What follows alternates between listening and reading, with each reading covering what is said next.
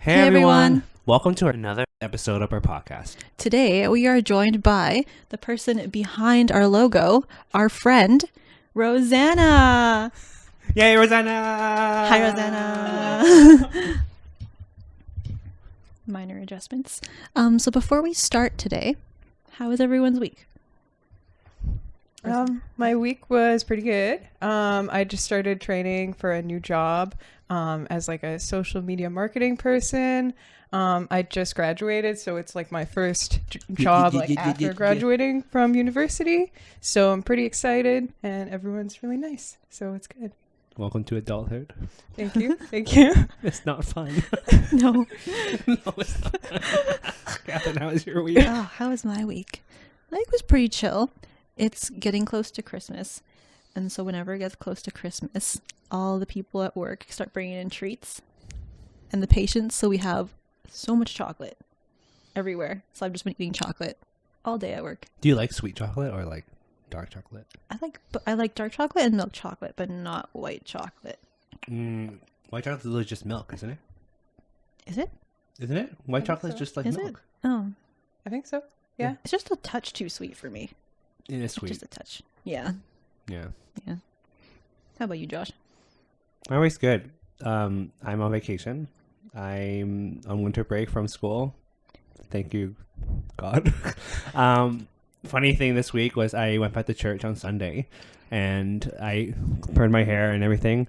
Although I have permed my hair before, but maybe this is more noticeable than before because before it was a lot tighter curls and up, but my hair now floofs down like bangs.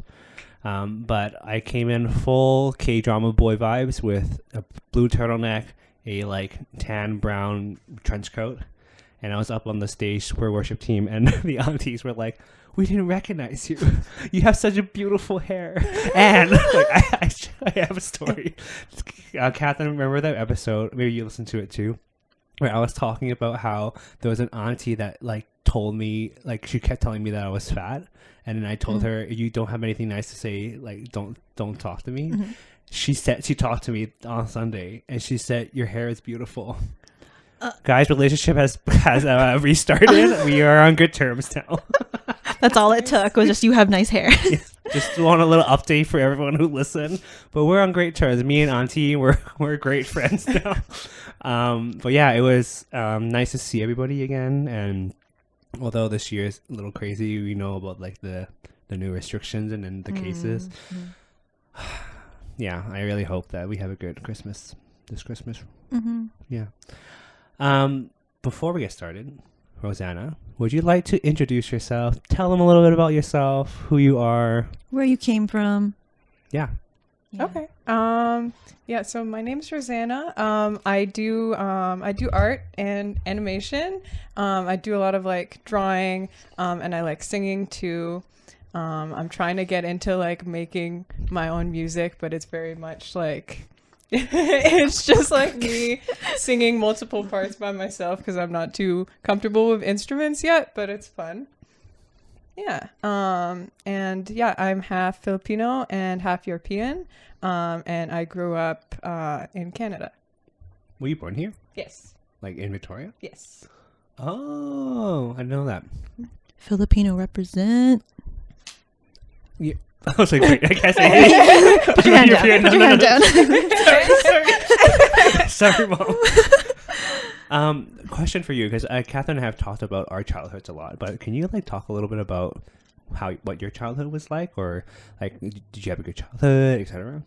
Yeah. Yeah. So I grew up like most of my life I was living with a lot of like aunts and uncles, like grandma, grandpa. More recently with like a bunch of my cousins. So like, yeah, I think it's like a pretty common Filipino family thing where it's like everyone is just living in a house. Just the same house. So many people. Mm-hmm. Mm-hmm. Yeah.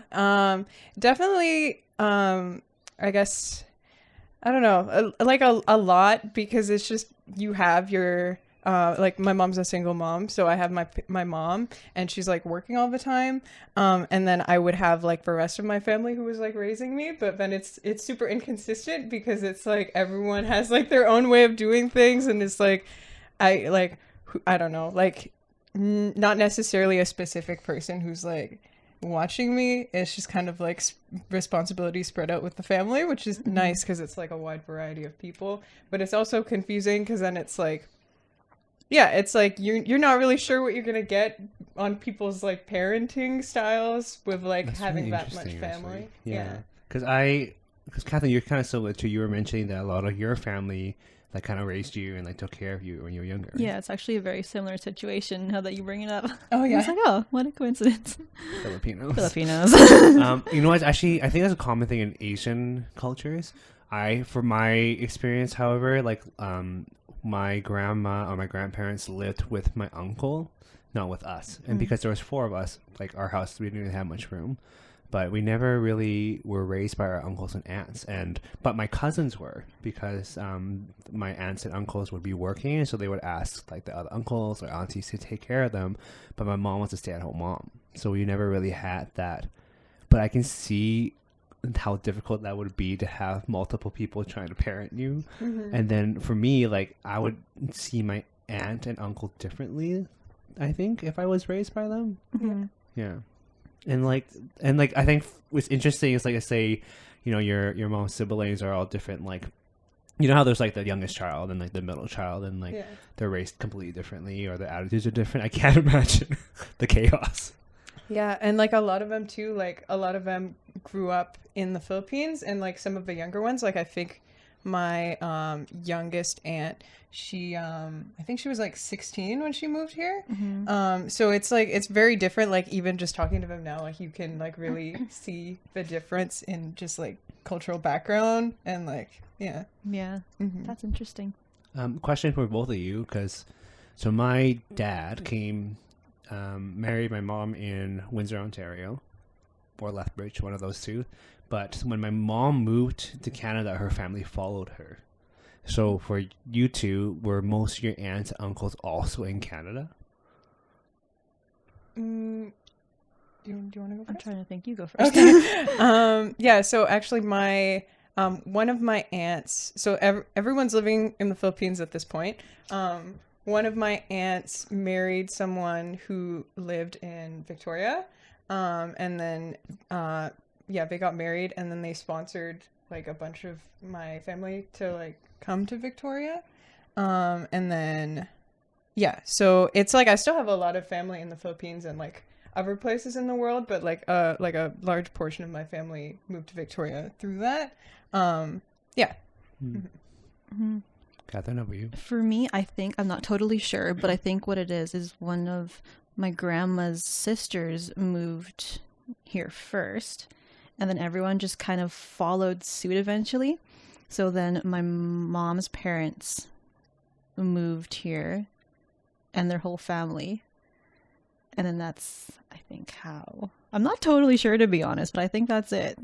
It was like, because I've always heard there were always either two extremes where it's like one person from the family moves and everyone else lives in like, you know, their home country, like in Hong Kong or Philippines, but or like it's a herd mentality where they all just all together. Yeah. And because of that, like me and my cousins we all lived in Victoria, right? And that's why we're so close. But yeah, interesting, very interesting. I never knew this about you two at all, and we've been friends for too long.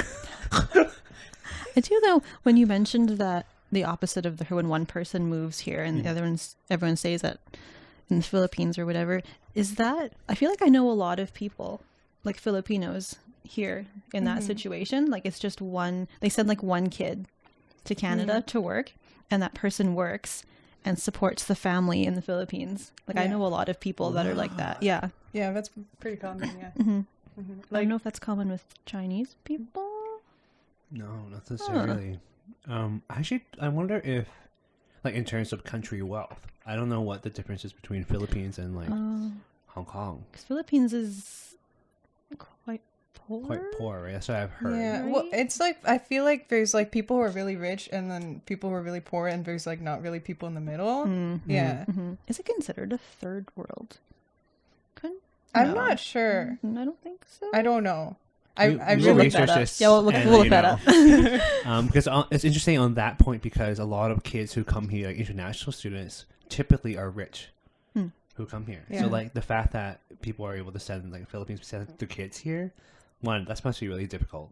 But two, like them being able to provide for the family while living here in Victoria or in Canada. Yeah. Wow, kudos to them. Yeah. Working Wow. hard. Okay, so today, oh wait, no. Before we get started into our topic today, maybe we should talk a little bit how we got to know each other, because I think we have a very funny story. Because I kind of knew Rosanna a little bit, and then things happened. But okay, Sounds dramatic. What are you saying? What happened? it's just more like I didn't know Rosanna's perspective until years after it happened. Yeah. So back in the day, when we were in high school, there was something called BC MEA Honor Choir. So the British Columbia Music Educators Association's Honor Choir.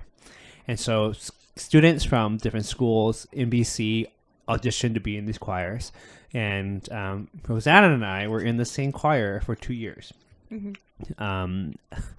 So we didn't really know each other, but I knew of Rosanna's existence. And so I met some of Rosanna's friends, like Asia, and some of the other Reynolds people.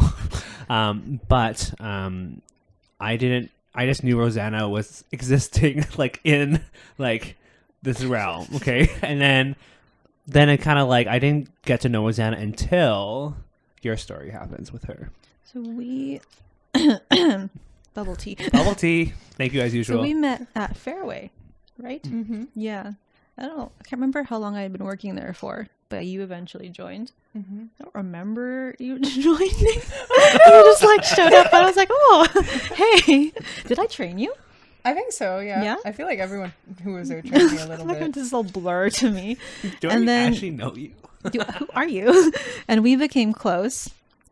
And so I was in Josh's English choir. Is how it happened. And then one day I just invited you. Yeah. Is Well, that- I think like I had been, I guess, like looking to find an outlet for some of my hobbies, because I feel like I had like after high school I had kind of lost sight of like things that I used to like doing. So I was like, I like singing and I know that you're in a choir, so I think I asked you if I could come join because I knew you were in a choir. Yeah. See, I don't remember this. I feel like you were just there from the beginning. Choir. Because I do remember you saying, "Oh, I have a friend at Fairways that I have a coworker at Fairways that wants to join our choir." I'm like, "Totally. What is she saying?" I'm like, "Alto, great. Tell her to come." And then I remember when you came, I was just like, Were you not expecting? "No," because I was like, "I know you." Oh, yeah. But okay, but this is before she joined choir. This is what I remember how I knew her was at Bella's birthday party Oh yeah. downtown. Right? Okay, so your coworker Bella, I saw you at that party, and I was like, she looks like that girl that was in honor choir. I don't remember her name, and then you invited her. I'm like, this is the girl. This is it. This is the girl.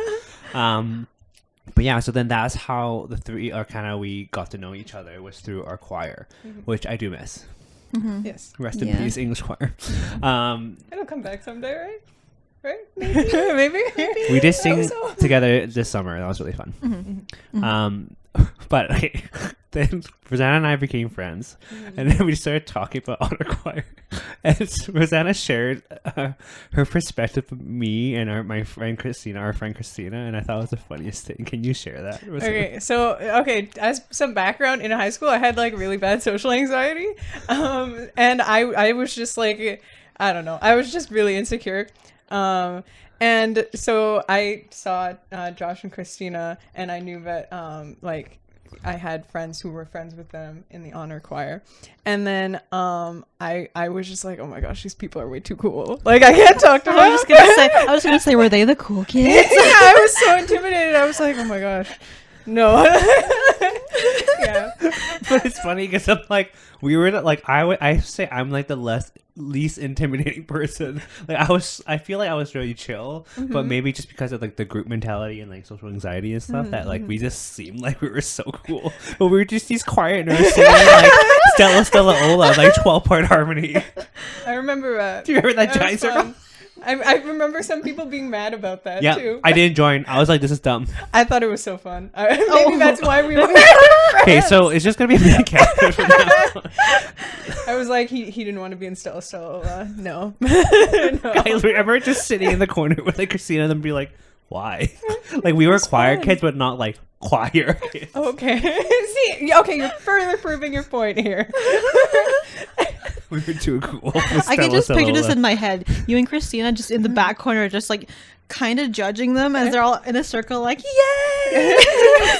Just like all these choir kids singing Stella, playing Stella Ola while harmonizing like 15 parts or whatever, and us just like, this is too much. This is too much choir.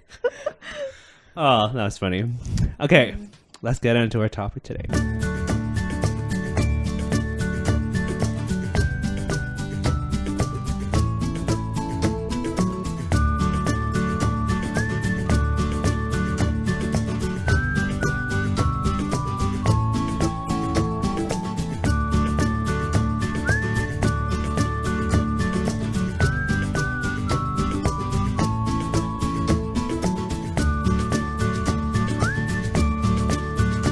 Today, we wanted to talk about community and like cultural identity, I think.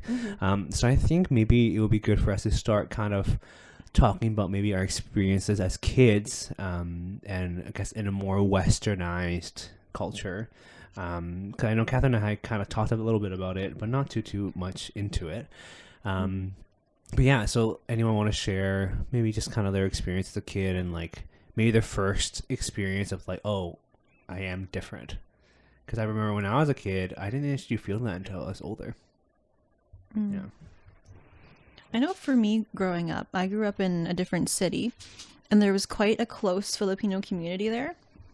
So growing up, I was always at these like Filipino parties, like always surrounded by Filipino people. A lot of my friends were mostly white though, interestingly enough.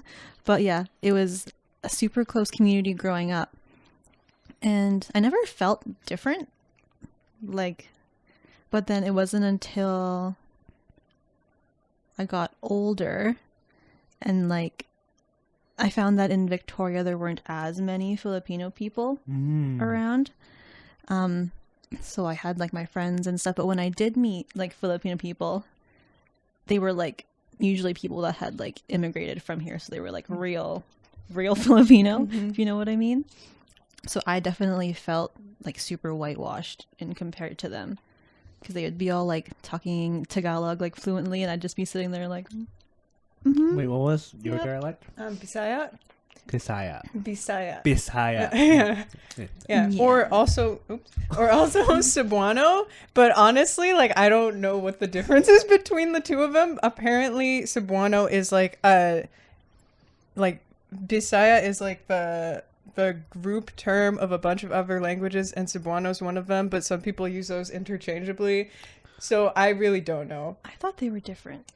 Yeah. See, I don't know. Yeah. Because when I look it up online, I'm like, how do you say like this word? What's the translation of it? They're like, oh, that's Cebuano. And I'm like, it is? Like, it's really confusing. They sound very similar, because I know people that speak Bisaya and Cebuano, and it sounds like the same to me, because I don't understand any of it. Yeah. Okay. So like, okay, Tagalog is that considered like the prominent language? No, what's the right word? Yeah, what like is in that? Philippines? So The official language? Is that like the official one? And then I guess for you, and like English, I think, right? Yeah. Yeah. Okay. So, Yeah. Oh yeah, Tagalog is written in English. That must be we don't so have any easy. special characters or anything. That's So it it's must kinda be nice. because of colonization. Oh, colonizers. That's true. We did have, because they don't use it anymore, but that, what is it called? I don't remember. Oh, But I think there's like a resurgence of like the traditional Filipino writing, and like it's apparently different in different areas too. I saw like a map that was like, this is what it looks like in the like Visayas region, and like this is what it looks like in another region. It's really interesting. That's cool. Yeah. But yeah, we don't use it anymore. It looks really cool though. Interesting. Yeah, we need to show it to you later. Yeah, show it to me later. Yeah. I was gonna say something. Oh, the like. like the Yeah. romanization Colonizing. of I'm sorry, I don't want to bring that topic up. It's probably really sensitive to a lot of people. I'm so sorry. I love all Filipinos. I don't remember. Anyways, let's keep going. What were we? Okay. So you shared your Yeah. Where was I? Oh, moving here, feeling whitewashed and stuff. And that is kind of where I've just been sitting for a while. Because I haven't really found a huge Filipino community here yet. Like, there's that center downtown I went to a really long time ago. And it felt really weird. It wasn't super welcoming. Oh yeah. Like, me and my mom walked in and I was like, this is all right. And then we just kind of left. Yeah. Yeah. My family goes there sometimes, but I'm always scared to go to stuff like that because I don't look Filipino, and I'm worried they're gonna be like, "Why is this like white chick here?" You know? Because it's like, yeah, it's just like another layer of like I'm not gonna be recognized by the community kind of thing. Yeah. So yeah. Yeah. That's very interesting. Like did we talk about this? Like how sometimes like mixed people, like either they look really Asian or they look really Caucasian. Yeah. Did we talk about that? I think we Did we? I don't think anyways. so.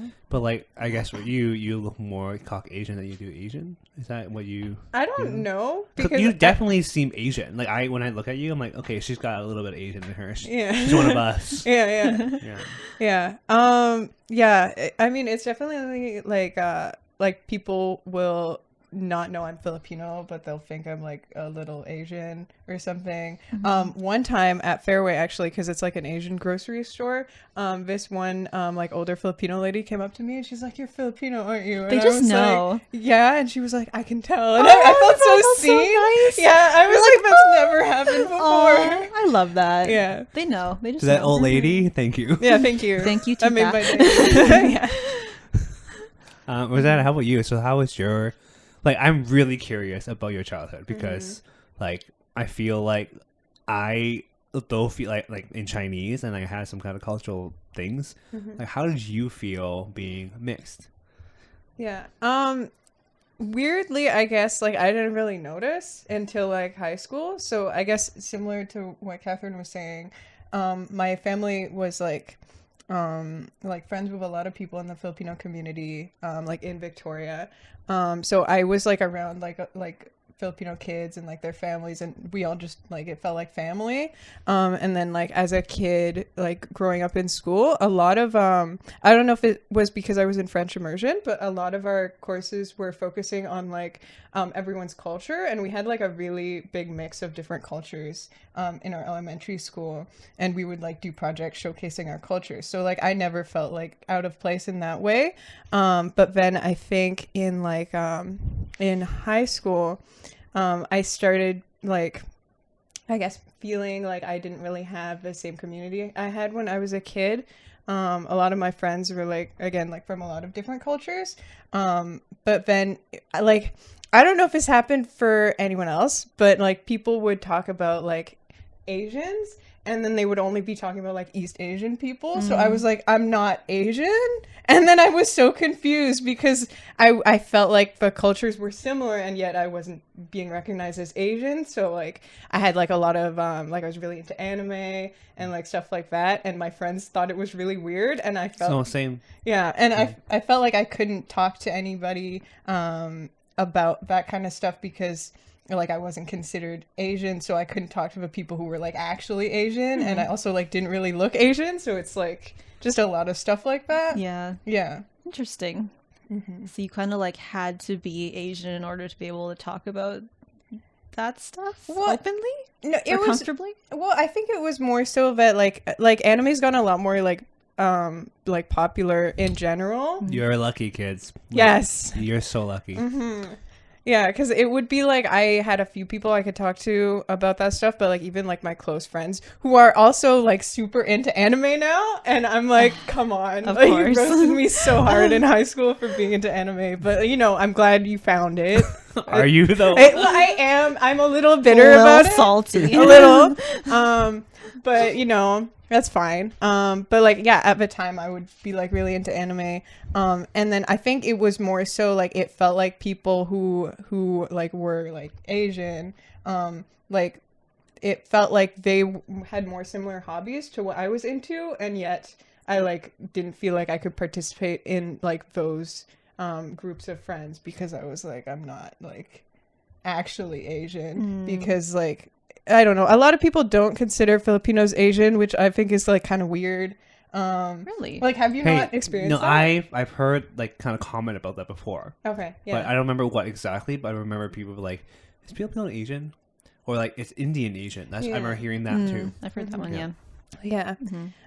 So then it's like, you know, like I would be with a group of friends who were like East Asian, and then because I did have like small friend groups like that, and then it would be like they would be talking about like Asian culture and stuff, and I would feel like I was just there and I wasn't actually like included because like it's like the culture is different, even though like I think Filipinos are Asian. Yeah. But yeah, it's just like weird to navigate, I guess.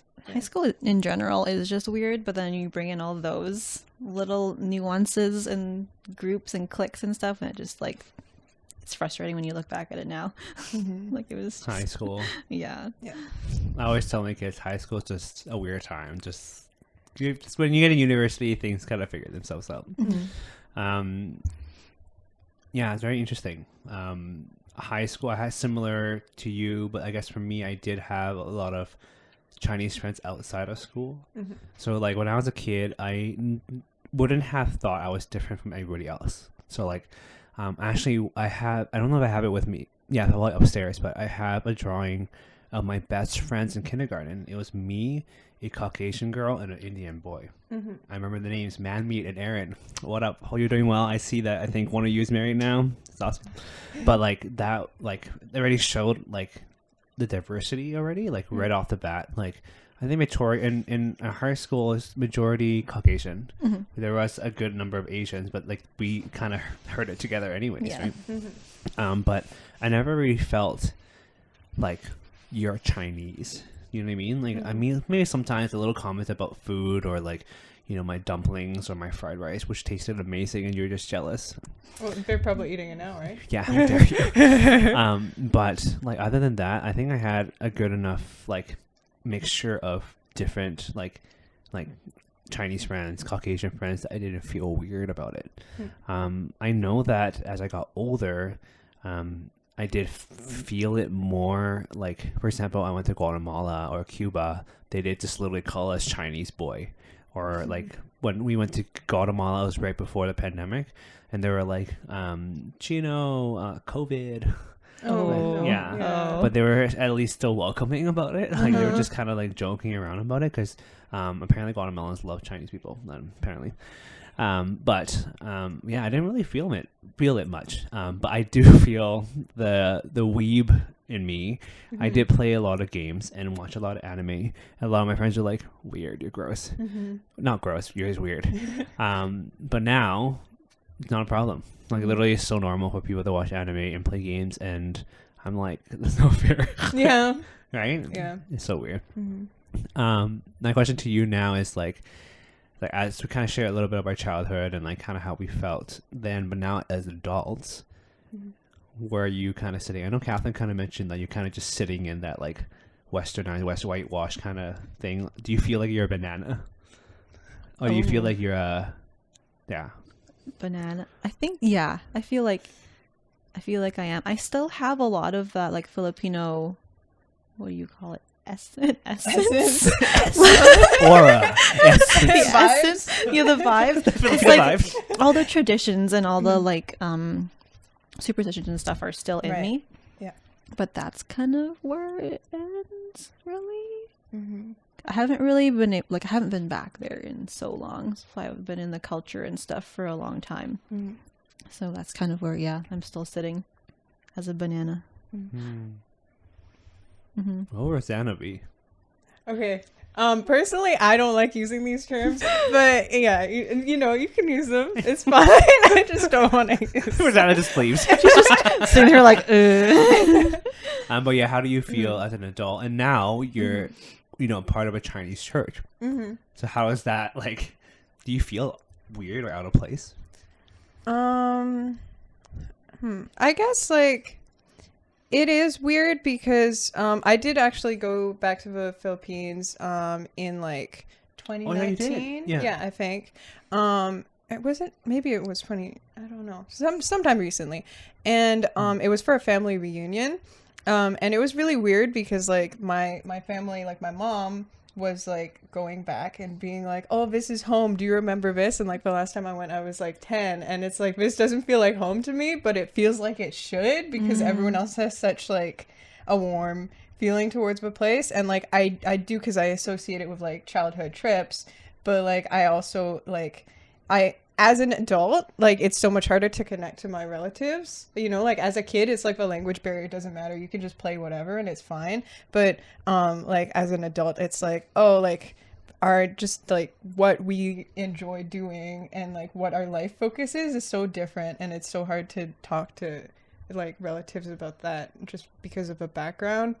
And like also like language barrier stuff, because I know like my relatives can speak English, but a lot of them were really nervous to talk to me in English, and like they like didn't really want to talk to me in English. But I can understand Bisaya, so it was frustrating because I could hear them talking and I was like, I can still talk to you and I understand you. They weren't talking to you in Bisaya? They or were they just weren't talking to you? Were they talking to you at all? I think like they felt like they had to talk to me in English. Oh, I see. Yeah. Because they weren't sure how much Bisaya I could understand, because I'm like, you know, I'm like Canadian, right? Yeah. To them. So then it's like, yeah, I don't know. It's just like confusing, and it feels weird because it's like these people are family, and yet like there's just so much space between us. Yeah. I have a pun that was one to use. Okay. You should have been like, that's besides the point. We can have a conversation. I think we should go. Bye, Josh. When you said it, I was just like, I need to say it. Fair enough. You gotta get it out. It's fine. Did you feel like when you went to the Philippines, I think that was like 2018, actually, 2018, because you left us in choir. Oh, yeah. He remembers. Did you feel like there was any kind of like culture shock to you? Or that you kind of knew like kind of more of the culture, but it was just like you knew that you weren't really a part of it or couldn't really relate? Yeah. I think I felt more okay, because like I'm aware that like going to the Philippines I have like a certain level of white privilege, because there's like all that like people with lighter skin in the Philippines are kind of like seen as like, I don't know, more wealthy and well off. Yeah. Oh. So and as a kid I was just like, this is great, everyone thinks I'm really cute and like this is awesome. As an adult I'm like, I stand out too much. Yeah. and it feels bad, like I don't know, because it's like it feels bad to complain about, because it's like in a way I'm like complaining about having privilege, you know, but then at the same time I just want to be like accepted by my family and seen as Filipino. So then it's just like uncomfortable, and like the whole time I was there I was just like struggling with my personal identity and very like clearly being treated different, just like, you know, by other Filipino people. And like I remember going to a restaurant, and like in the Philippines you eat with like a spoon and a fork, right? Like that's like culturally just how the eating goes. And like I wasn't really raised to do that. I was raised to like eat with my hands and stuff, but I do that less now, I think. But like I went to a restaurant and they had like a fork and a spoon, and then I was like eating there by myself, and halfway, or like right before I started eating, the waiter just passed me a knife. And I was just like, that's weird. Yeah. Okay. I was like, I get it. You're like, oh, this like, you know, this person's white, you know, they probably want a knife or something. And then I was just like, yeah, it's uncomfortable. And I made an art piece about it. So yeah. Nice expression. Yeah. We're just gonna put it right here. Okay, yeah. Sounds good. That's like I had a thought today while I was putting the document together about if, let's say, we were Caucasian or you were fully Caucasian and we went to that, like to Philippines or Hong Kong, it would have been like, oh look, cool, it's a tourist, yeah, whatever, and you would feel totally fine. You're like, oh, this is awesome culture, I'm learning how to do this. But because we are our ethnicity, it's like I feel like I need to understand this, but I can't understand it. Yeah. Like when I went to Hong Kong in 2016. So the last time I went was I think around 10 years or 15 years before. And I still remembered what's really cool is I still remember like the apartment we stayed at, how to walk there from the station. Like we got there and I was like, oh, we just go through this park, and my parents are like, what, how do you remember this? But I was like, I am 100% Chinese, but I do not fit in. Like I am this westernized Chinese boy walking around in my shorts and t-shirt because it was so hot there in December, but everyone else was wearing their like winter jackets and stuff, all speaking like Chinese, and then I'm speaking English to my parents, right? And it was like, wow, like I feel so out of place, but I understand everybody, but I can't talk to you. That's how I felt when I went to the Philippines too. You just kind of feel almost like a little bit of an alien when you go there, because it's so apparent, I guess, when you're there and they know that you're not from there. Because I'm not, I guess when you imagine Filipinos, you usually imagine them like super dark skinned, right? Like I'm not that. So whenever I went somewhere, I'd walk in and you could hear them all speaking Tagalog, be like, oh wow, look at her skin's so white. Like, wow. I remember going swimming. We were swimming in a pool, and I was like swimming around. I could hear these strangers all saying that around me, like, wow, look at her skin, it's so white. And me as a kid, I'm just like looking at my skin like, is that bad? Like, and being like self-conscious about that as a kid is like crazy. Does that affect you now? Now I don't care, because yeah, it just is what it is. But like as a kid, it's weird, considering I never heard it growing up until I went to the Philippines. That's like, okay, I know that in a lot of Asian cultures, like lighter skin is like the ideal, like in terms of like fashion and stuff, right? I know, like I think Koreans also like they love fair, light skin. I guess Chinese too, like especially like opera, they always like very, very pale skin. But I never really heard about that before. Like for me, that's so maybe more for people who identify as girls, and maybe that's why. I don't know. Yeah, I don't know. Like they have a lot of like skin whitening creams and stuff there. That's true. Like soaps and lotions, and I think there's even like pills, is what I've heard too, which is think is sketchy, but sketchy. Yeah. Wow. Okay, this is all very interesting to me. Okay. I think I was gonna punch you in the face. I saw it's a banana.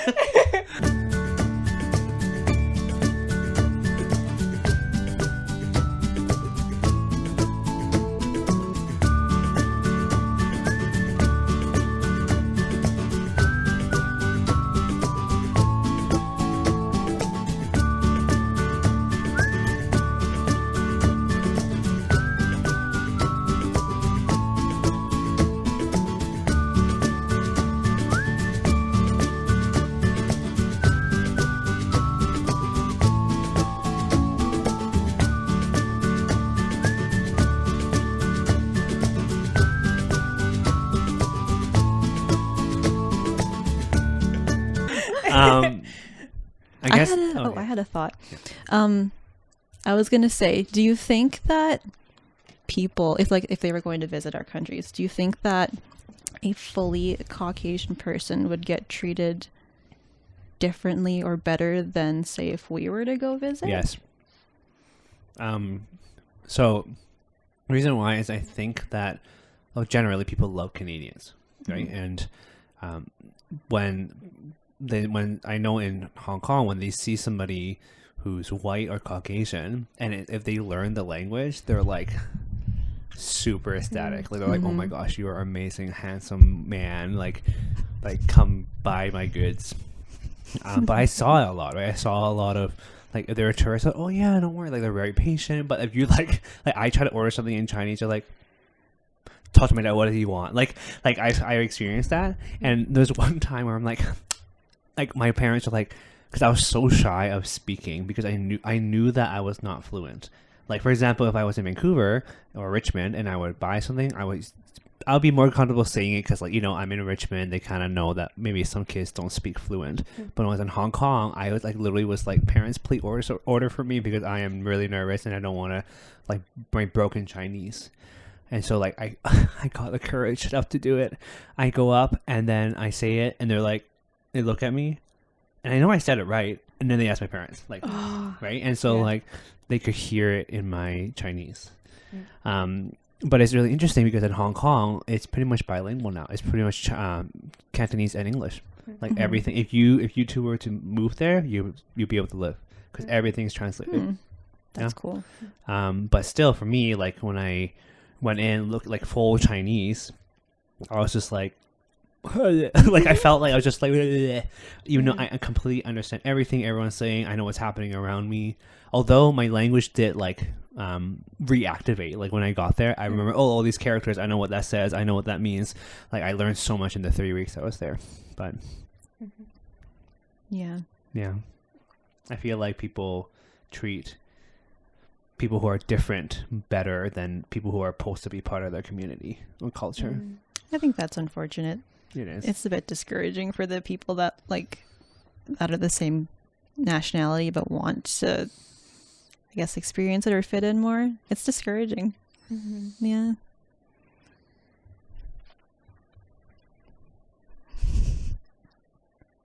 What are we talking about now? Where's our... You know what? Okay, so I find that it's really interesting now as we're adults now. I definitely see a lot more diversity and more, whether it is like third, fourth generation families like that are either Asian or whatever, and or mixed. I see so much more of it, and I'm really curious to see what happens with that. Like I'm really curious is like, I know there are, you know, may I say a Chinese family is raised in Japan, fluent Japanese, but they don't speak any Chinese. Like I feel like things are going to change a lot in the future. That's exciting. I think that's good. It's very exciting. Yeah. And I think hopefully that lifts up boundaries of some sort. Like I think like, I mean, there's so many people who just learn languages and it's like cool that they can do that and go to the country and speak the language and be completely fluent in it. And I just hope this becomes more of a norm rather than a weird thing. I know that for me, it was definitely difficult. Like, I don't know about you too, but like not really being able to speak fluently to family and like, especially my grandma, like, because my grandparents, she was the only one left pretty much when I was young, because most of them passed away when I was young. And my dad's mom didn't speak Cantonese; she spoke a village dialect. But I remember just like, oh, I can talk to all my family members in Chinese or broken Chinese because they know English, but my grandma doesn't know English, and I always felt so ashamed. I think that I couldn't carry the conversation. So is English something that's not generally taught in China, or is it just like the smaller villages where they don't, like say you're in like Hong Kong, would they teach English in school? So now it is more common. English is pretty much taught to everybody. But I guess around my mom's time, they didn't, right? So like my grandma didn't really learn English. And when she was here, she had her kids and her husband to take care of that. So she didn't have to learn the language.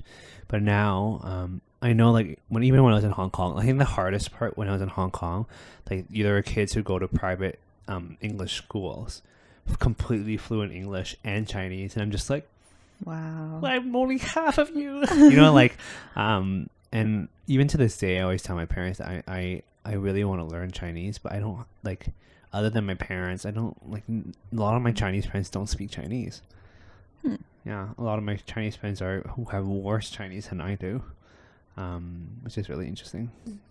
Yeah, that's how I feel about Bisaya, because it's not like a main like it's not the official language of the Philippines, and like a lot of like Filipinos that I meet here speak Tagalog. So I'm like, I want to know more Bisaya, but then it's like, it's just my family I would be talking to, and they already like speak to me in like English and a little Bisaya, so I feel like it would be weird to just transition to me trying to speak Bisaya to them all the time. And also it's like I feel like it's hard to ask someone to teach you a language that they've been like speaking their whole life, because it's like if someone was to ask me to teach them English, like I wouldn't know how to do that. So I understand that like they can't really do that for me, because they're not like teachers, they just speak the language, you know what I mean? So it feels, it's like something I've been thinking about, because I'm like, if I have kids, I want them to know Bisaya, but like I barely know any. So then it's like, I don't know. But then it feels weird to make the effort to teach my kid Bisaya if they wouldn't be speaking it really either. So I'm the same. I was thinking the same thing too, because like I'm not super fluent in Tagalog either, but I want my kids to know it. But then it's like, yeah, if I don't speak it myself, then how are they supposed to? I figure I just send them to my mom. Here, mom, here you go, teach them that, and that could be a way. Right. But it is also hard, especially if you're going to raise them here. Like everything is in English. Yeah. Unless you just specifically have Filipino TV and like books and stuff. That's actually good. Is there like Filipino Dora? Is there such thing? I don't really follow Filipino TV. Okay, we need to figure this out. We need to find all sure like the cartoons they watch. Filipinos like to like make knockoff versions of westernized movies, so I'm sure there must be something. That's hilarious to me. Yeah. There's definitely like Filipino dubs of like anime and stuff. Like I've heard, I haven't seen this firsthand, but like I think my cousins have mentioned it. So like maybe there's just a Filipino dub of Dora. I don't know. There must be. Yeah. Somewhere. Yeah. Now that like,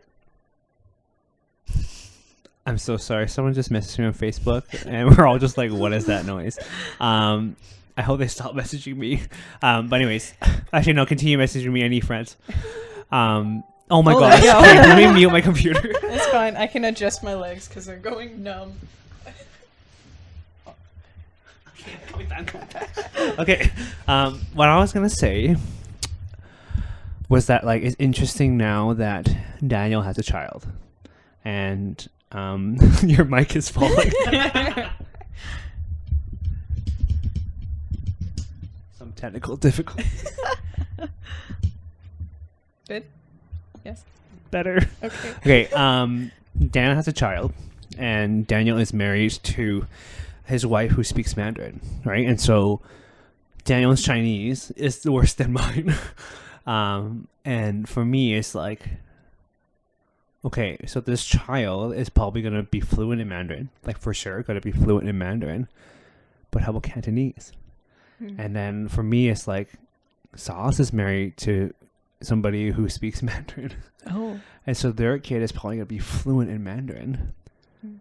But how about Cantonese? Like, so for me, it's like in terms of being like a poon, like I was like, well, we need to keep our language, right? And so I remember just talking to him, just like, Mom, Dad, speak Cantonese only to the child, right? So then at least the kid can understand and learn the language, right? And because I feel like it's such an important thing. Like I definitely feel I regret not taking Chinese school like more seriously when I was younger, but it was hard because all my friends spoke English.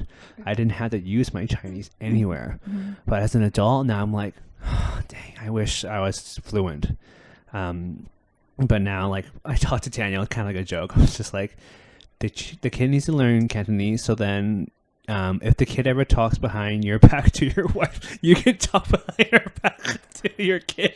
don't do that. It's terrible. But it's just a funny, just making sure that they learn Cantonese, right? And I told my parents, like, if I ever have kids, like, I'm just going to be like, take them because I want them to learn. I can't teach them because I'm not fluent. But yeah, it's definitely something I wish I took more seriously when I was younger. Yeah. Did you guys ever do like school, like I guess like lessons with family or like? Filipino school isn't really a thing.